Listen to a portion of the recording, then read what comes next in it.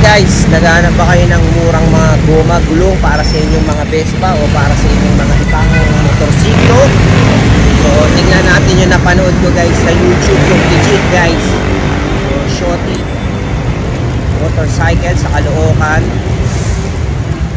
3.5 lang, all in na, pinakamura. Westlake.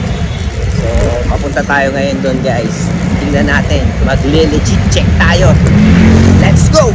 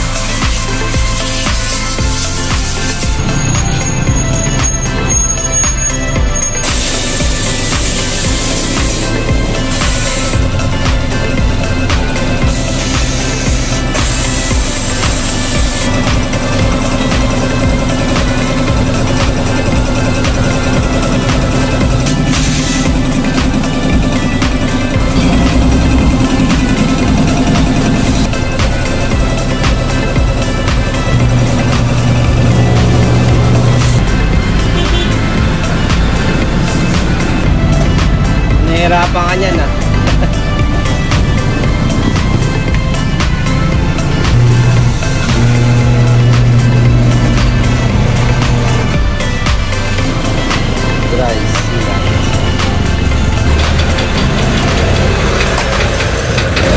Mga ka-Vespa, ang pinakabit pala natin ay pang 300 GTS.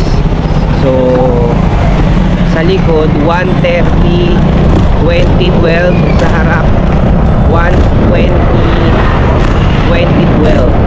So pang GTS kinabit natin sa Primavera. Ayos naman siya.